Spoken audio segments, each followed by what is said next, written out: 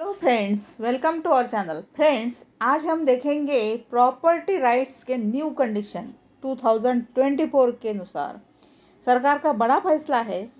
बेटे का माँ बाप की संपत्ति पर तब तक नहीं होगा हक जब तक इसके बारे में कुछ नई शर्तें आई है 2024 में। चलिए जानेंगे। 2024 में संपत्ति कानूनों में महत्वपूर्ण बदलाव किए गए हैं, जिनमें बेटियों को पैतृक संपत्ति में बेटों के बराबर यानी समान हक दिया गया है। अब माता पिता की स्वयं अर्जित यानी सेल्फ एक्वायर्ड संपत्ति अगर है तो उस पर बच्चों का दावा समाप्त किया गया है और माता पिता को अपनी संपत्ति पर निर्णय लेने की पूरी स्वतंत्रता प्रदान की गई है। यानी उनकी इच्छा होगी, वो किसको देना चाहते हैं प्रॉपर्टी या दान करना चाहते हैं, तो पूरा उनका जो उद्देश्य होगा प्रॉपर्टी किसको देना चाहिए, वो इच्छा उनकी होगी। उन्हें कोई ऐसी पाबंदी नहीं होगी। अब भारत में परिवार और संपत्ति के मामले सदियों से बहुत महत्वपूर्ण रहे हैं। सामाजिक और कानूनी दृष्टिकोण से भी संपत्ति अधिकारों ने परिवार में रिश्तों को मजबूत करने या कई बार उनमें दरार पैदा करने का काम किया है। समय के साथ साथ संपत्ति कानूनों में भी बदलाव आते रहे हैं। जैसे कि 2024 में सरकार ने संपत्ति से जुड़े अधिकारों को लेकर कुछ महत्वपूर्ण और बड़े बदलाव किए हैं। खास तौर पर बेटियों के अधिकार और माता पिता की संपत्ति पर बच्चों के दावे को लेकर नए नियम यानी न्यू नियम लागू किए गए हैं। अब इस नए संपत्ति अधिकार नियम 2024 का उद्देश्य क्या है, यानी क्या मोटिव है, उसका उद्देश्य क्या है। तो नए संपत्ति कानूनों का मुख्य उद्देश्य माता पिता के अधिकारों की रक्षा करना और बेटा बेटी इनके बीच समानता लाना। यानी बेटा है या बेटी है, दोनों के समान कानून समान हक होना चाहिए। यह कानून बच्चों को संपत्ति पर अनाधिकार दावे से रोकने के साथ साथ बेटियों को पैतृक संपत्ति में यानी जो भी एंसेस्ट्रल प्रॉपर्टी है उसमें बराबर का अधिकार प्रदान करने पर केंद्रित है।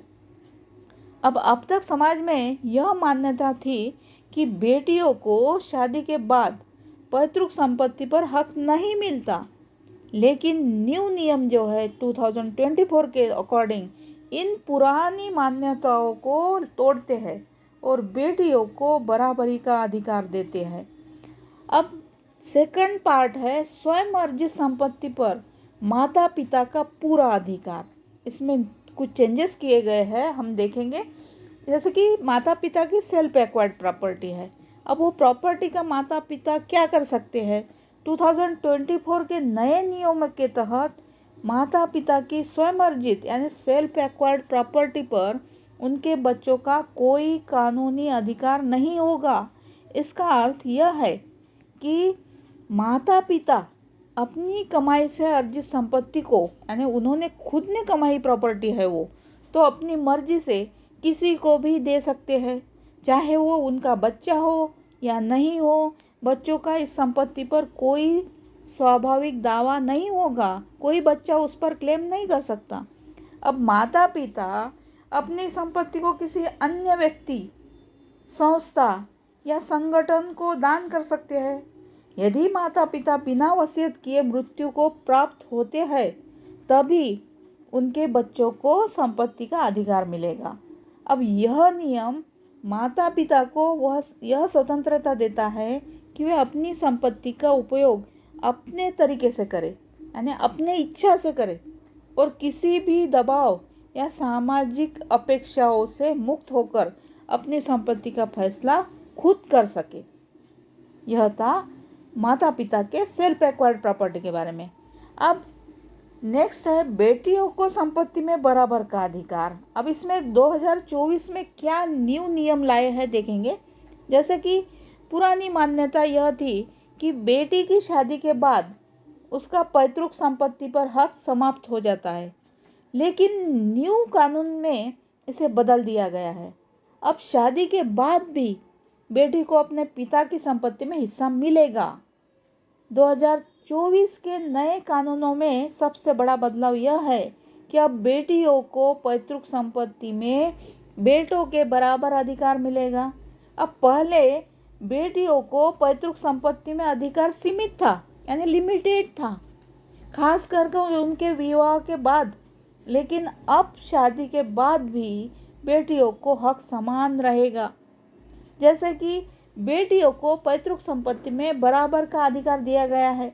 अब बेटियां चाहे वे अविवाहित हो या विवाह के बाद अपने पिता के संपत्ति में बेटों के बराबर ही हिस्सेदार मानी जाएंगी, यानी उनको प्रॉपर्टी में समान हक होगा। उसे संपत्ति में से वंचित नहीं किया जा सकता, भले ही वह शादीशुदा हो।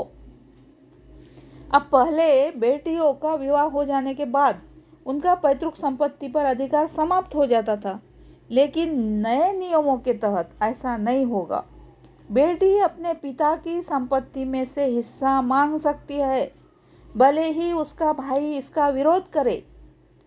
नेक्स्ट है, यदि पिता ने अपने जीवन काल में संपत्ति का बंटवारा कर दिया है तो बेटी उस फैसले को चुनौती दे सकती है, कोर्ट में चुनौती दे सकती है। नेक्स्ट नियम है, जैसे कि बेटी को विवाह के बाद भी उसके पैतृक संपत्ति का हिस्सा बेचने या किराए पर देने का अधिकार रहेगा। ये न्यू नियम ऐड किया है इसमें। जैसे कि उसका विवाह हो चुका है, उसके बाद भी उसकी पैतृक संपत्ति जो है, उसका हिस्सा है, वो बेचने या किराए पर देने का अधिकार रख सकती है। अब नेक्स्ट बदलाव है वसीयत का महत्व और बच्चों की जिम्मेदारी क्या है, इसमें जानेंगे हम। जैसे नए कानून में वसीयत का महत्व भी बढ़ा दिया गया है।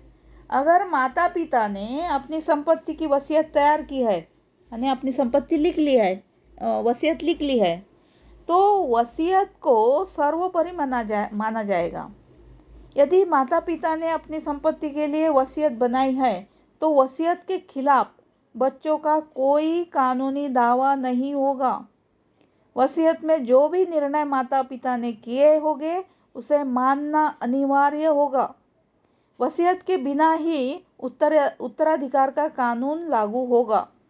अब इसके अलावा नए नियमों के तहत उन बच्चों के संपत्ति अधिकार सीमित किए जा सकते हैं जो अपने माता पिता की उचित देखभाल नहीं करते, यानी अपने माता पिता को देखते नहीं, अपने माता पिता का खर्चा नहीं करते, उनको संभालते नहीं, तो ऐसे बच्चों के जो अधिकार है विल में, वो सीमित कर चुके हैं। अब माता पिता अपनी वसीयत में से ऐसे बच्चों को संपत्ति से वंचित कर सकते हैं और कोर्ट भी ऐसे मामलों में बच्चों के संपत्ति अधिकारों को सीमित कर सकता है। अब किन परिस्थितियों में बच्चों को संपत्ति में हक नहीं मिलेगा, यह बहुत महत्वपूर्ण जानकारी है। कौन से सिचुएशन में, कौन से ऐसी कंडीशन है कि बच्चों को संपत्ति में हक नहीं मिलेगा। कुछ खास परिस्थितियों में बच्चों को माता पिता की संपत्ति में हक नहीं मिलेगा। उदाहरण के तौर पर, अगर माता पिता ने अपनी संपत्ति किसी अन्य व्यक्ति या संस्था को दान कर दी है तो बच्चों का उस संपत्ति पर कोई अधिकार नहीं होगा। इसके अलावा अगर माता पिता ने अपनी संपत्ति के लिए वसीयत तैयार कर ली है जिसमें बच्चों का संपत्ति से बाहर रखा गया है तो बच्चे उस वसीयत को चुनौती नहीं दे पाएंगे।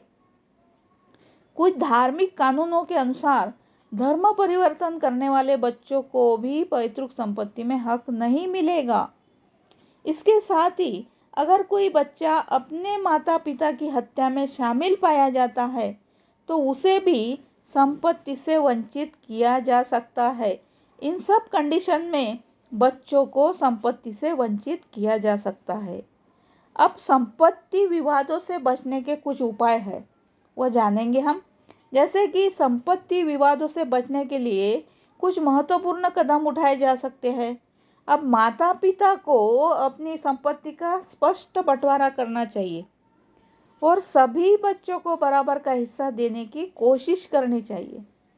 इसके साथ ही संपत्ति के बारे में सभी दस्तावेज सही तरीके से तैयार और सुरक्षित रखने चाहिए। अब वसीयत बनाते समय कानूनी सलाह लेना भी बहुत ज़रूरी है ताकि बाद में कोई विवाद न हो और परिवार के सदस्यों के बीच संपत्ति से जुड़े मुद्दों पर खुलकर चर्चा करने से भी भविष्य में होने वाले विवादों को कम किया जा सकता है। अब ये न्यू नियम जो है केवल समाज के संपत्ति से जुड़े कानूनों को सुधारने में मदद करेंगे, बल्कि परिवार के सदस्यों के बीच बेहतर संबंध और आपसी समझ को बढ़ावा देंगे। So friends,